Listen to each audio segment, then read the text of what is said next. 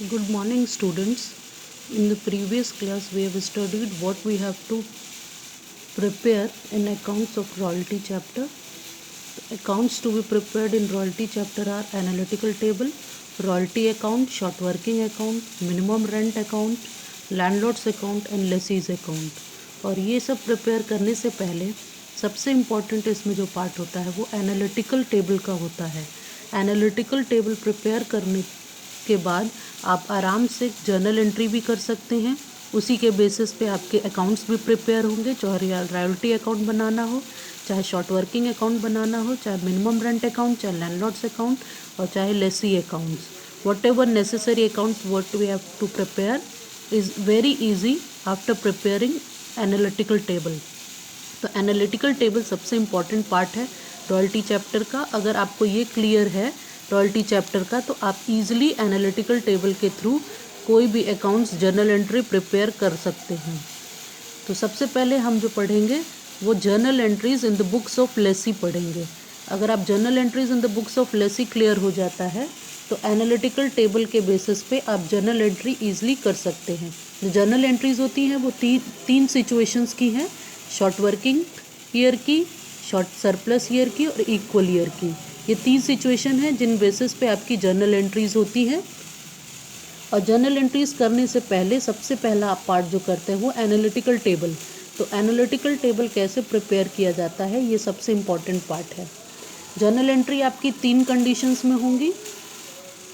When minimum royalty is less than minimum rent, दूसरी condition होगी when the amount of royalty is equal to minimum rent, और third conditions होती है when royalty is more than minimum rent, यानी short working की condition, equal की condition and surplus की condition.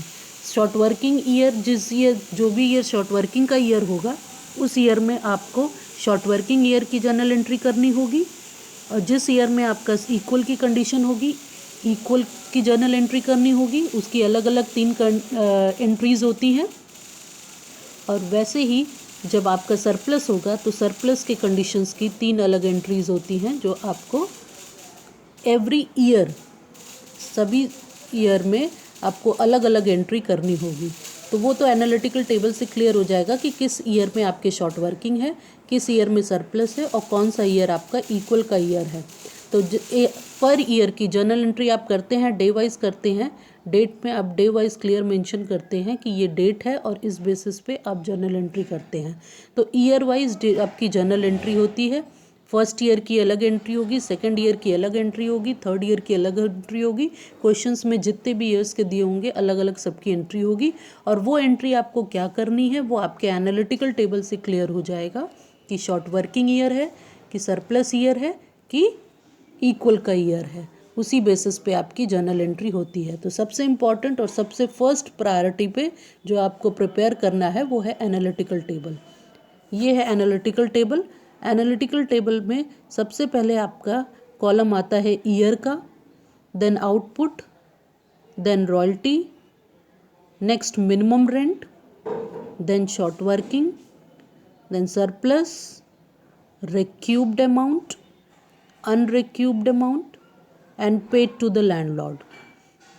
और ये सभी एंट्रीज कॉलम में आपके जो इन्फॉर्मेशन क्वेश्चन में अवेलेबल होगा वो ईयर की इन्फॉर्मेशन अवेलेबल होगी, आउटपुट की इन्फॉर्मेशन अवेलेबल होगी और रॉयल्टी की जगह पे रॉयल्टी रेट अवेलेबल होता है कि आप किस बेसिस पे रॉयल्टी कैलकुलेट करेंगे।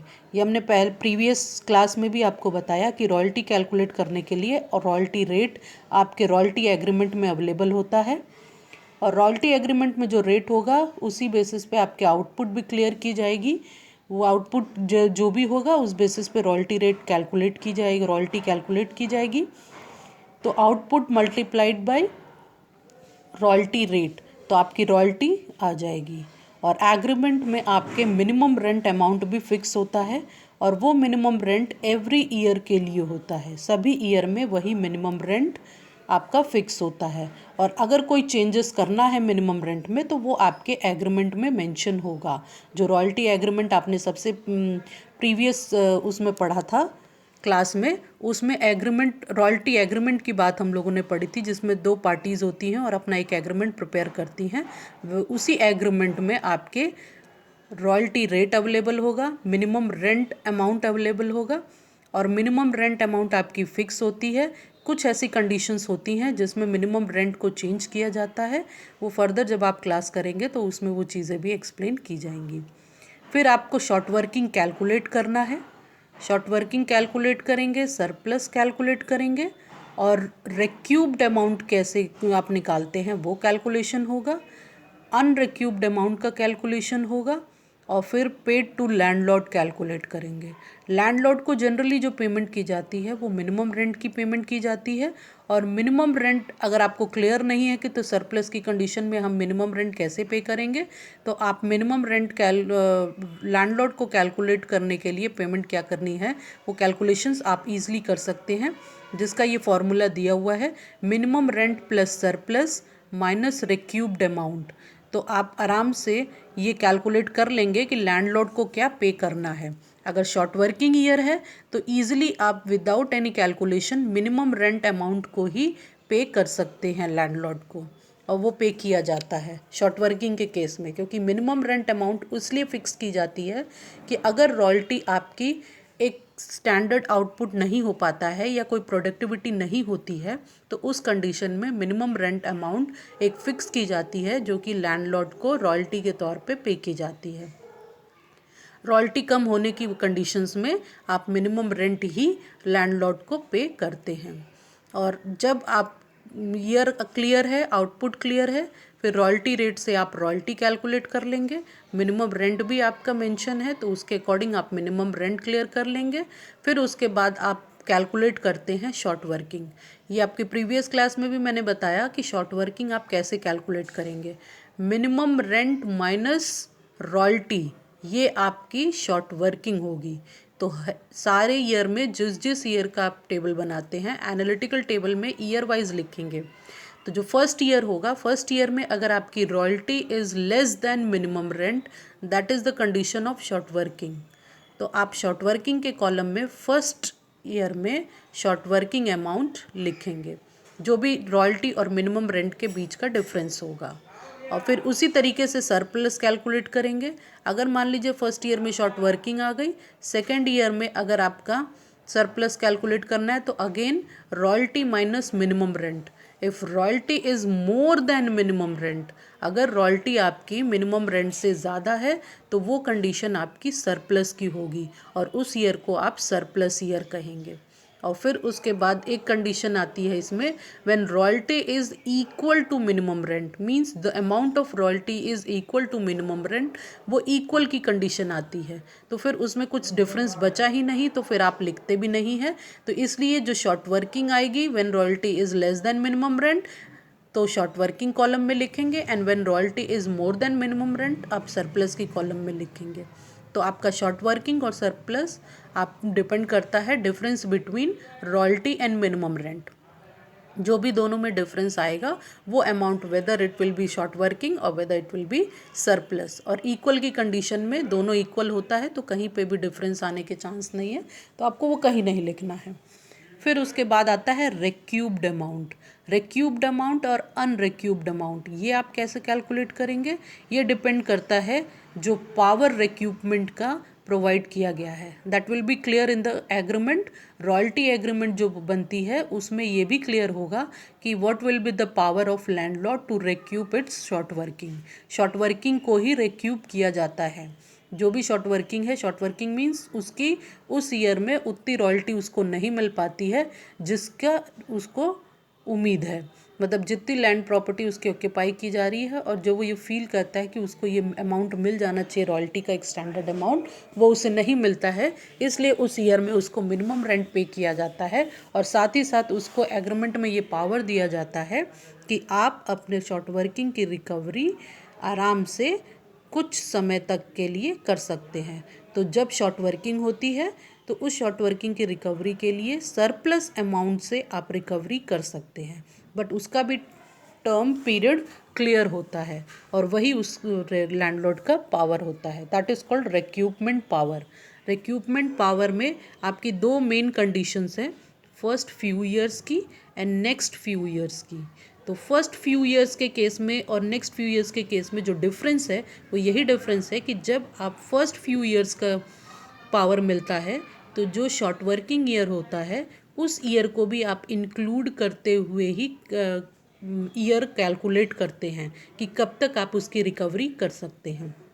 जैसे अगर मान लीजिए फर्स्ट ईयर में आपकी शॉर्ट वर्किंग है और जो पावर प्रोवाइड किया गया है वो फर्स्ट 3 ईयर्स का पावर प्रोवाइड किया गया है। इट मीन्स कि जो उसकी रिक्यूपिंग पावर है वो फर्स्ट 3 ईयर्स की रिक्यूपिंग पावर है। तो first year, second year and third year 3 years की पावर है तो 3 ईयर्स तक ही रिक्यूप कर सकते हैं। और अगर तब तक रिक्यूप नहीं हो पाता है तो आप उसे अनरिक्यूप कॉलम में ट्रांसफ़र कर देंगे। तो फर्स्ट फ्यू ईयर्स में अगर first 3 year for example first 3 years हम लेकर के चलते हैं तो first year, second year and third year, इस बेसिस पे आपकी जो फर्स्ट ईयर है उसमें अगर शॉर्ट वर्किंग है, सेकेंड ईयर में आपके शॉर्ट वर्किंग है, थर्ड ईयर में आपके शॉर्ट वर्किंग है, तो फिर आपका टोटल अमाउंट जो भी शॉर्ट वर्किंग का होगा वो अनरिक्यूब्ड कॉलम में आप ट्रांसफ़र कर देंगे, तब रिक्यूब्ड कॉलम में नहीं जाएगा। और अगर मान लीजिए फर्स्ट ईयर में शॉर्ट वर्किंग है, सेकेंड ईयर में सरप्लस आ जाता है और थर्ड ईयर में शॉर्ट वर्किंग है, तो जो फर्स्ट ईयर की शॉर्ट वर्किंग है उसकी रिकवरी आप थर्ड ईयर से, सेकेंड ईयर से भी कर सकते हैं और थर्ड ईयर की भी रिकवरी आप सेकेंड ईयर से कर सकते हैं। ये फर्स्ट फ्यू ईयर्स में ये बेनिफिट है कि आप आगे होने वाले शॉर्ट सरप्लस से भी पहले की शॉर्ट वर्किंग की रिकवरी कर सकते हैं।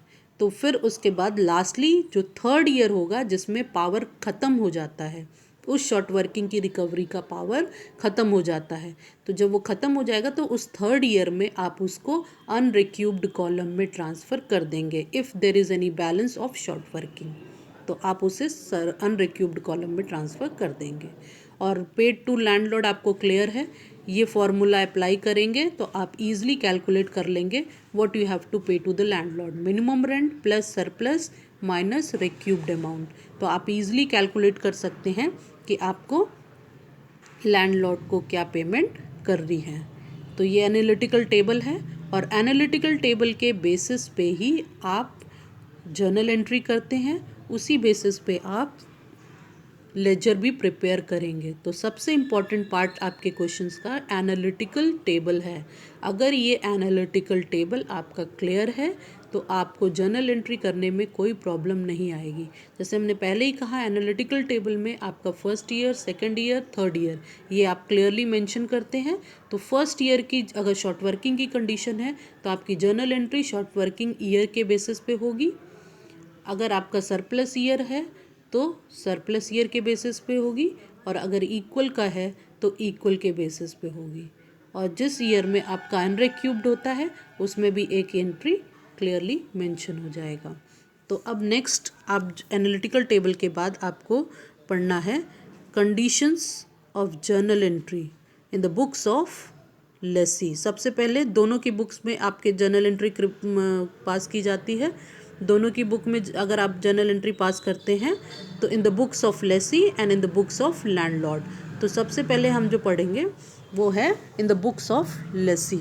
तो लेसी की बुक्स में जर्नल एंट्री कैसे करना है ये आपका नेक्स्ट पार्ट है इस क्लास का। तो journal entry in the books of lessee. तो journal entry in the books of lessee में आप सबसे पहली सिचुएशन जो है when amount of royalty is less than minimum rent, इस सिचुएशन को हम बोलते हैं शॉर्ट वर्किंग की सिचुएशन। तो जब रॉयल्टी अमाउंट आपकी मिनिमम रेंट से कम होगी तो that is short working situation. और शॉर्ट वर्किंग की सिचुएशन में जो आपकी जर्नल एंट्री पास होती है, मैंने पहले ही कहा आपकी मेन 3 एंट्री होती हैं। इन 3 एंट्रीज़ के बेसिस पे आपकी शॉर्ट वर्किंग ईयर भी होती है, उसी बेसिस 3 जर्नल एंट्री के बेसिस पे सरप्लस ईयर की एंट्री होती है, और वही 3 एंट्रीज़ आपकी इक्वल की कंडीशंस में भी होती हैं। तो सारे 3 कंडीशंस आपके यहाँ पे अवेलेबल हैं। When the amount of royalty is less than minimum rent that condition is short working year condition.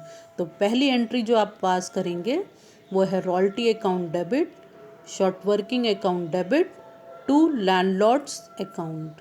Landlord का अगर नाम अवेलेबल है क्वेश्चन में तो आप उसका नाम लिखेंगे, अदरवाइज टू लैंडलॉर्ड्स अकाउंट आप क्लियरली करेंगे। तो रॉयल्टी अकाउंट में जो आपको अमाउंट डालना है वो फर्स्ट ईयर की रॉयल्टी में जो भी अमाउंट होगा वही अमाउंट आपको उसमें रखना होगा। और शॉर्ट वर्किंग अकाउंट में जो शॉर्ट वर्किंग आई है उसी शॉर्ट वर्किंग को आपको उसमें अमाउंट क्लियरली मेंशन करना होगा। तो अगर आपने फर्स्ट ईयर में आपकी शॉर्ट वर्किंग आई है तो रॉयल्टी के कॉलम में अगर रॉयल्टी अमाउंट है तो वो रॉयल्टी अमाउंट जाएगी। शॉर्ट वर्किंग अकाउंट में शॉर्ट वर्किंग के कॉलम में जो भी अमाउंट होगा वो अमाउंट आप डालेंगे और इनको क्लियर करके लैंडलॉर्ड अकाउंट में ट्रांसफ़र कर देंगे। नेक्स्ट ये ड्यू की अमाउंट हो गई, minimum rent payable to the landlord. उसके बाद आप नेक्स्ट पेमेंट की एंट्री करते हैं, landlord's account debit to bank account. तो जो आपने रॉयल्टी अकाउंट और शॉर्ट वर्किंग अकाउंट का जो अमाउंट है उसे जब आप लैंडलॉर्ड में तो नेक्स्ट उसकी फाइनल पेमेंट ड्यू की एंट्री के बाद पेमेंट की एंट्री होती है, तो सेकेंड एंट्री आपकी पेमेंट की एंट्री होगी। उसके बाद आपका जो अमाउंट होगा वो लैंडलॉर्ड को जो फर्स्ट एंट्री का टोटल अमाउंट है वही आपका लैंडलॉर्ड को पेमेंट करने का भी होगा, क्योंकि वो ड्यू अमाउंट है तो ये आपका पेमेंट का अमाउंट है। नेक्स्ट आपका रॉयल्टी अमाउंट पीएनएल में ट्रांसफ़र की जाती है। जब आप royalty account end of the year करेंगे तो पीएनएल में ट्रांसफ़र की जाती है। PNL account debit to royalties account. तो ये अमाउंट आपका रॉयल्टी एक कॉलम में जो भी रहा होगा, फर्स्ट ईयर के रॉयल्टी कॉलम में जो भी अमाउंट होगी वो आपकी पीएनएल अकाउंट में ट्रांसफ़र कर दी जाएगी। और एक चीज़ और, इसमें मिनिमम रेंट अकाउंट अगर ओपन करने के लिए क्वेश्चन में मेंशन करते हैं तो आपकी जो पहली एंट्री है royalty account short working account debit to landlord account, उसकी जगह पे आपकी ये दो एंट्री होंगी, minimum rent account debit to landlord account और दूसरी एंट्री होगी royalty account debit short working account debit to minimum rent account. तो अगर अब मैं मिनिमम रेंट अकाउंट ओपन करने के लिए कहा है क्वेश्चन में तो ये दो एंट्री की जगह पे आपकी फर्स्ट एंट्री जो हो आपने की है royalty account debit short working account debit to landlord account, उसकी जगह पे आप ये दो एंट्री करेंगे, minimum rent account debit to landlord's account. दूसरी एंट्री आपकी इसमें हो जाएगी, एक एंट्री की जगह पे दो एंट्री हो रही है, royalty account debit short working account debit to minimum rent account. Means minimum rent account अगर आप ओपन करते हैं तो जो भी ट्रांजैक्शन होंगे वो मिनिमम रेंट अकाउंट से ही किए जाएंगे। ये आपके शॉर्ट वर्किंग ईयर की एंट्रीज़ हैं। ये 3 मेन एंट्रीज़ हैं। इन 3 मेन एंट्रीज़ को अगर आप याद कर लेते हैं तो ये आपके थ्योरेटिकल पोर्शन में भी कई बार पूछा गया है कि what are the 3 conditions of royalty and journal entries which are passed. तो आपको ये 3 जर्नल एंट्रीज, 3 कंडीशंस की जर्नल एंट्रीज आपको उसमें मेंशन करना पड़ेगा। नेक्स्ट उसके बाद आपको इसमें करना है कि आपका सेकंड सिचुएशन है when the amount of royalty is equal to minimum rent. तो अमाउंट ऑफ रॉयल्टी अगर मिनिमम रेंट के उसमें इक्वल की कंडीशन में है तो आपकी फिर 3 एंट्रीज पास हो रही हैं, royalty account debit to landlord's account. दूसरी एंट्री पेमेंट की होगी, landlord's account debit to bank account. और तीसरी एंट्री आपकी होगी profit and loss account debit to royalties account. फिर ये फिर से 3 एंट्रीज हुई इक्वल की कंडीशन में भी। और फिर आता है आपका last one, that is when the amount of royalty is more than minimum rent। more than minimum rent अगर royalty है तो that is the condition of surplus। तो surplus की condition में भी आपकी 3 entries होंगी और surplus की condition में आपको short working की recovery की भी एंट्री होती है। Most of the time short working की recovery की भी एंट्री होती है और short working अनरिक्यूब होने की भी एंट्री होती है। अनरिक्यूब की सिचुएशन उसी ईयर में आती है जिस ईयर में उसके पावर ख़त्म हो जाते हैं, तो उस ईयर में आपको अनरिक्यूब्ड की एंट्री करनी पड़ती है।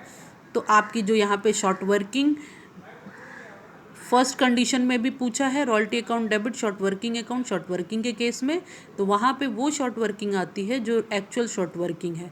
फिर जब पेमेंट की कंडीशंस में आता है तो वो अमाउंट होता है जो रिक्यूब्ड अमाउंट होता है, उसको भी शॉर्ट वर्किंग अकाउंट ही बोला जाता है। नरेशन में भले आप लिखेंगे कि short working amount is paid.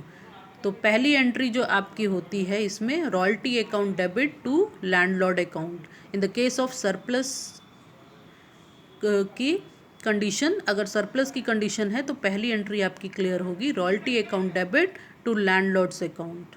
फिर दूसरी एंट्री आपकी होती है landlord account debit to short working account.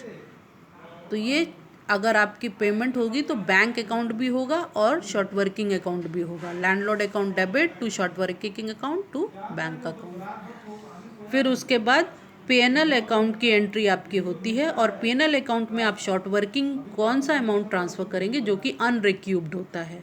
तो पीएनएल अकाउंट में ट्रांसफ़र करते हैं, जैसे रॉयल्टी एवरी ईयर आप ट्रांसफ़र कर रहे हैं, चाहे वो सरप्लस की कंडीशन हो, चाहे वो इक्वल की कंडीशन हो, चाहे वो शॉर्ट वर्किंग की कंडीशन हो, royalty amount every year PNL में ट्रांसफ़र की जाती है।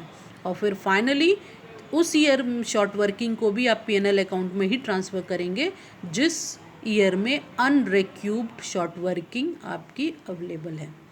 तो profit and loss account debit to royalty account to short working account, ये 3 कंडीशन है जिस बेसिस पे आपकी जर्नल एंट्री होती है। और इस जर्नल एंट्री के बाद आप प्रिपेयर करते हैं लेजर। जो लेजर अकाउंट आप प्रिपेयर करते हैं वो आपने सबसे पहले इसमें पढ़ा, जिसमें लैंडलॉर्ड अकाउंट है, शॉर्ट वर्किंग अकाउंट है, रॉयल्टी अकाउंट है, पीएनएल अकाउंट है, लेसीज अकाउंट है। तो ये सबसे इम्पॉर्टेंट पार्ट है आपके जर्नल एंट्री का। Journal entry in the books of Lesi, आगे फर्दर क्लास में आप इन द बुक्स ऑफ लैंडलॉर्ड भी पढ़ेंगे। तो सबसे पहले आप इसको जानिए कि रॉयल्टी अकाउंट की जो जर्नल एंट्रीज होती हैं वो 3 कंडीशन की 3 एंट्रीज होती हैं। इस बेसिस पे आप जर्नल एंट्री करेंगे। और जर्नल एंट्री आपने फर्स्ट ईयर में भी पढ़ा है। जर्नल एंट्री के बेसिस पे आप लेजर प्रिपेयर करते हैं। वो सारे मेथड्स आपको क्लियर हैं जिन बेसिस पे आप लेजर प्रिपेयर करते हैं जर्नल एंट्री के बेसिस पे। तो ये जर्नल एंट्रीज अगर आप